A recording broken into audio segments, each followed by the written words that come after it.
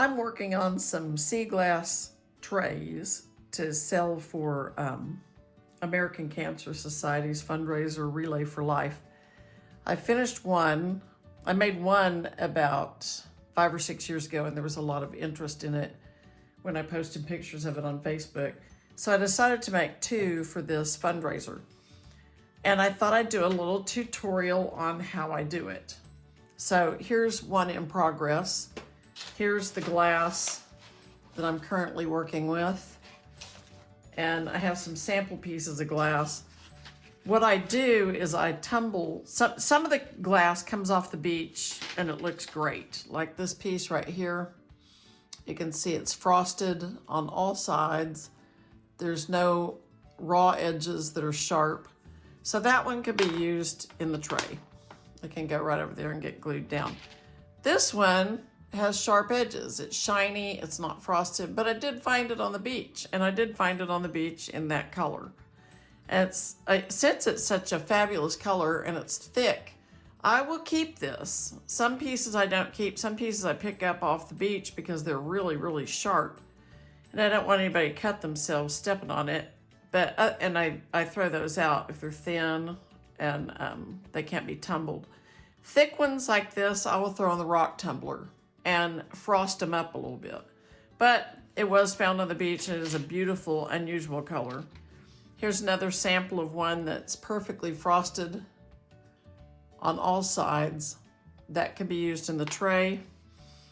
Here's another one that's perfectly frosted, but the white ones I discovered when I made my tray don't really show up that much on the tray because the background's white. So, you know, I tend to not use the white ones unless I paint the backs. Now, the most common color to find on the beach is white. So when I made my tray, I was scrambling to find enough pieces in different colors that I could use that would make the tray really beautiful. And I don't think I used painted backs on any of the pieces in the tray that I made for myself. However, I did get smart and figure out that I could paint the backs. See, this is the painted back and this is the frosted front. So these are pieces that I found on the beach. I just wanted to make a variety of colors in the tray, so I painted the backs. Now, this is a labor-intensive project because each one of these pieces, except the green ones, because green is a very common color on the beach, the green ones and this really kind of olive green color, those I found just exactly that way. But all these other colors I did paint. And you just go to the craft store and you pick out colors you like. I picked out colors that I would naturally find on the beach, similar to this one. Or another, I don't have, yeah, I do. Another, here's an actual turquoise one found on the beach in turquoise, and here's one that I painted. And you can't hardly tell the difference. But I don't find enough of these, so I paint them. Anyway, that's just my trick. I went down to Joann's or Michael's, I forget where, and just bought some colors that were similar to colors that I would find in nature, you know, out on the beach, sea glass hunting. Brown is also not a very common color to find at the beach where I do my sea glass hunting. It's kind of difficult to find, and you would think it would be common because of beer bottles, but it's really not. Also, I wanted to tell you curved pieces like this. So this one's got a curve to it. And this one right here is beautifully frosted, but it has a pretty severe curve. I'm trying to show it to you, but yeah, see the curve? When you go to put that in a tray, it does, you know, it rocks. And so that's not gonna make for a level surface on the tray. You can flip it over, but then it makes a hump. So the pieces that you want for your tray are the flattest pieces in your collection. So I usually pull a bunch of them out, lay them down, run my hand over them. If something sticks up funny, it doesn't go in the tray. The thicker ones, I do have some that are pretty thick, and the thicker ones I put on the edges. I don't want any of them in the middle of the tray where somebody might set something, but usually, I mean, these trays are mainly decorative. I wouldn't really be using them for a lot of heavy duty use where you're going to put something fragile on them anyway. Maybe a bowl with some shells in it, I think would be just lovely. So anyway, that's what I do. I do paint the backs of most of these because I don't find enough of them in the colors. They are all beach glass, but since it's so hard to find all of these colors, I painted them. So full disclosure, the greens are not painted, and the greens are kind of fun because they come in several shades of green. There's a lime green, a really bright limey green, and then there's a 7-Up bottle green, and then there's this olive green. So those are kind of fun. This one looks brown, but it's really green, like that one, and this one over here. So what I did is I got a tray, and I think I bought this tray. I've been meaning to do this project for years and years and years, and at one time they had a bunch of trays on sale at Target, and I bought several of them. And this one is originally purple, which ironically is the all cancer color ribbon, but I ended up painting them white.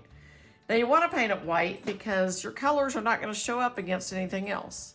Like if you painted it blue and did all white sea glass, your sea glass would appear to be blue, which would be kind of fun. And then you do white grout.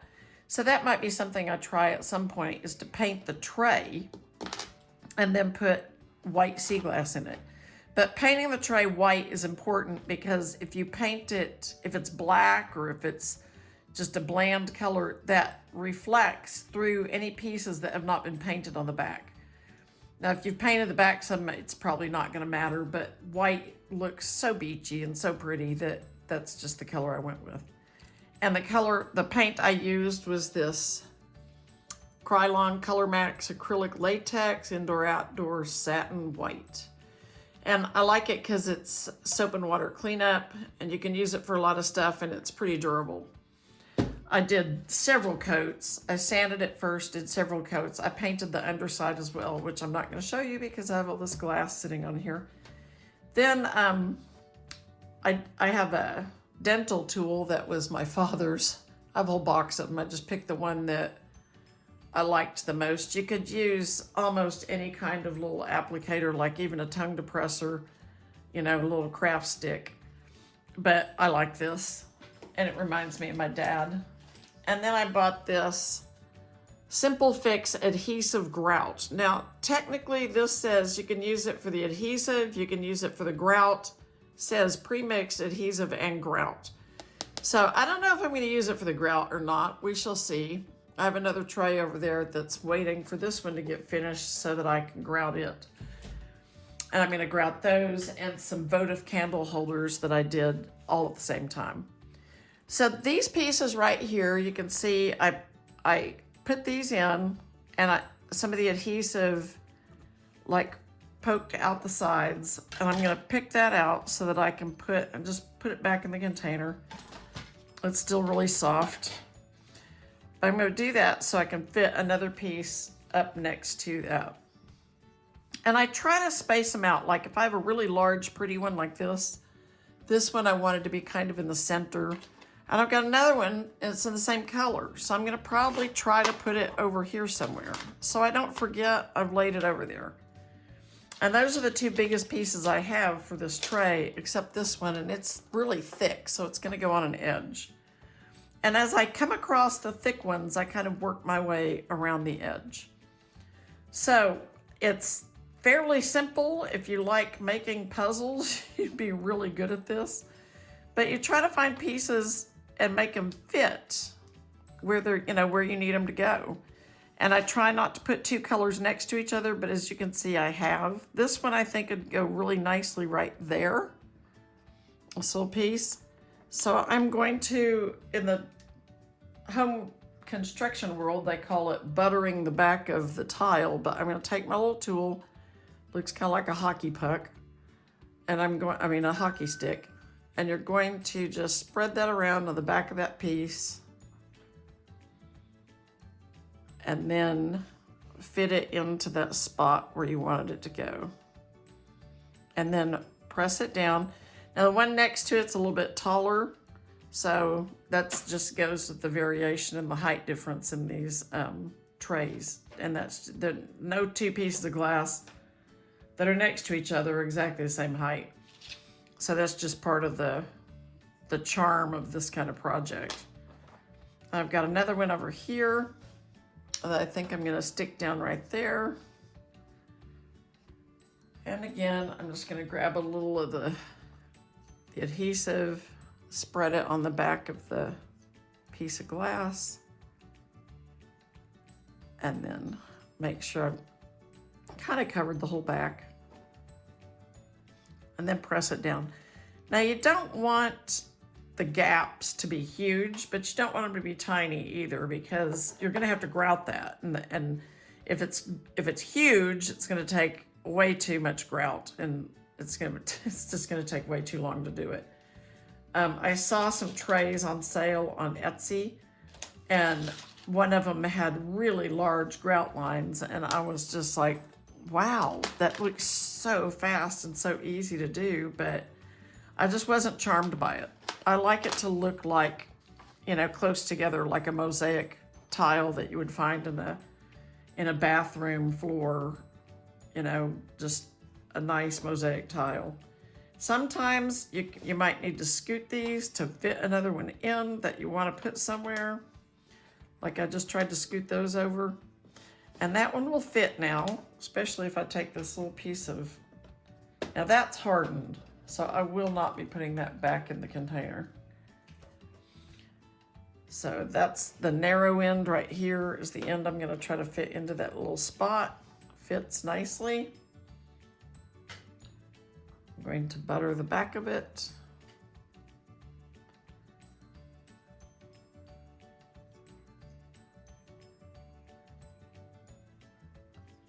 Just like that, and stick it in there. Now I'm going to charge quite a bit for these trays. One, I walked out on our beach and I found every single piece of this sea glass, which took, I don't even know how many hours, because most of the time you don't find nice flat pieces of sea glass. So this is all told about, I'm guessing, maybe 3 or 4 years worth of sea glass hunting. And then it's painstakingly tedious to paint the backs of all these little pieces of tile or glass, and it took more than one coat. And some of them had to be tumbled before I could do that. And sometimes when you tumble them, they get too small to use in any project. And tumbling, if you don't have a rock tumbler and you don't know how those work, you can use different variations of grit level, and some of them will make it shiny and some of them will make it more rough. And over the past 10 years, I've experimented with that. And for sea glass, for just taking the sharp edges off of sea glass, I like throwing just a couple of decent sized pebbles in there. It doesn't even have to be the grit that goes with your tumbler. I've tried the grit. I think it takes too much off of the glass and slims it down, is when you're taking those sharp edges, the reason it has to be thick to go in the tumbler, when you're taking these sharp edges off, you're also taking glass off of this side and this side. So your piece of glass is getting thinner as well as the rough edges being worn down. And I don't like that. I don't like them to be really thin. I like my pieces really thick, so they look, when they're done being frosted, they have a nice natural sea glass pebbly look to them, like this one. This one is found on the beach, just exactly like that. And see how nice and worn that is, and it has a nice frosted look to it. This one, I think, went through the tumbler and then got painted. But next to each other, they still look beautiful together. So anyway, that's how I make these sea glass trays. I'm not exactly sure what I'm going to price them at, but at least 50% of the proceeds from the sale of this are going to go to the American Cancer Society. Maybe more, because I've got a bunch of other fundraiser projects going, and when I recover my expenses, then 100% of from that point on, when I recover my material costs, I don't charge for my labor, but when I recover my material costs, from that point on, 100% of the proceeds go to the American Cancer Society. So I'm not sure, but I'm thinking that the $150 to $200 range is what I'm going to sell this for. And that's how you make one. It's extremely tedious. Now, I could have gone the easy route, and I'm sure there's places online where you can buy sea glass and just make it that way. But I have so much sea glass sitting around this house, it makes my husband crazy. And I figured, hey, if I use it up for a charity, he can't really get that upset with me now, can he? So that's what I'm doing. I'm using it part of my collection, making room for me to go beachcombing for the rest of my life. And I should count how many pieces are in here, but I'm guessing there's probably close to 1,000 in each tray. And this will be the third. This is the third tray I've made. The first one I'm going to keep, but in all honesty, the second two are prettier. They've got prettier colors. I have more experience. I got better at it. I'm just going to keep the first one because I don't think it's really sale worthy at this point now that I've seen these two. Anyway, that's how I make them. I hope you enjoyed this video, and I will see you on the next one.